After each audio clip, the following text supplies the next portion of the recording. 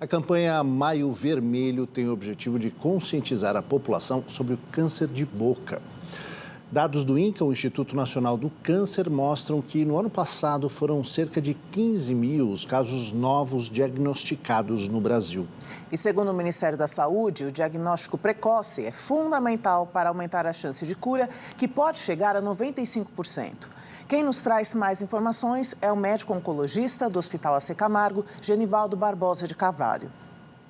O câncer de boca ele é um dos mais comuns cânceres que acomete a região de cabeça e pescoço, é o quarto mais comum. Se nós pegarmos todos os cânceres, ele está entre os 8 mais comuns.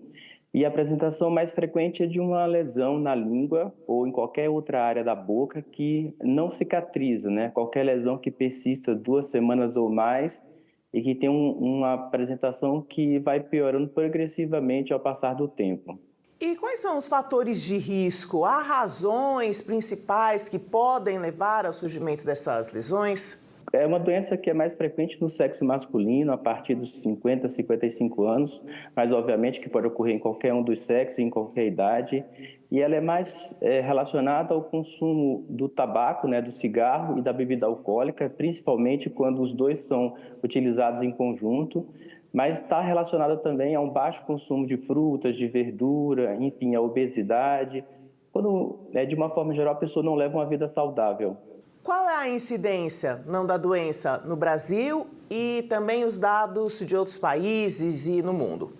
Do Brasil, a estatística do INCA para 2023 e 2025 são cerca de 15 mil novos casos por ano. Nesse triênio, sendo que cerca de 10 mil novos casos no sexo masculino, e é mais assim, é um dado que representa muito bem os dados do mundo como um todo, né? Em qualquer país do mundo, essa doença está entre as mais frequentes no sexo masculino. E quando a gente pensa no tratamento, o que há, disponível hoje e há um acesso facilitado pelo SUS? O tratamento ele depende muito da extensão que a doença foi diagnosticada, que é o que nós chamamos de estadiamento.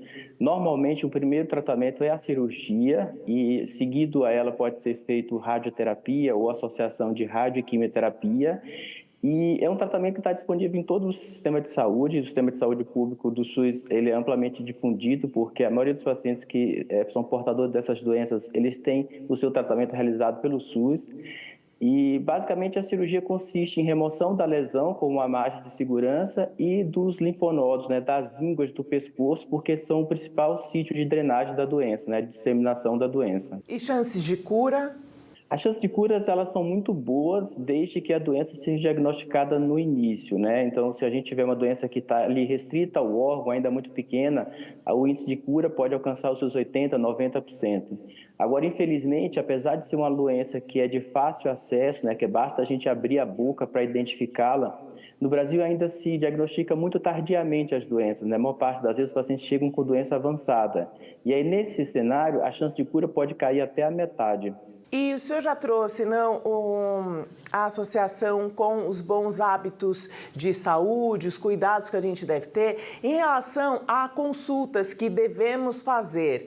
Há um número de consultas, por exemplo, de 6 em 6 meses, ir ao dentista. O dentista pode diagnosticar isso de uma forma mais inicial? Sem dúvida, o dentista é um profissional importantíssimo, essencial no diagnóstico precoce, porque culturalmente os pacientes eles costumam ir no dentista pelo menos 1 a 2 vezes ao ano. Então, o dentista normalmente é o primeiro profissional a ser procurado, porque não é a população, de uma forma geral, não tem tanto conhecimento sobre a doença, então, normalmente, o que chama atenção é de uma mudança do aspecto da boca, da região da língua, ou da bochecha, ou dos dentes, e aí, naturalmente, o paciente vai procurar o dentista, e sem sombra de dúvida, o dentista é totalmente capacitado a identificar, biopsiar e fazer o diagnóstico correto da doença.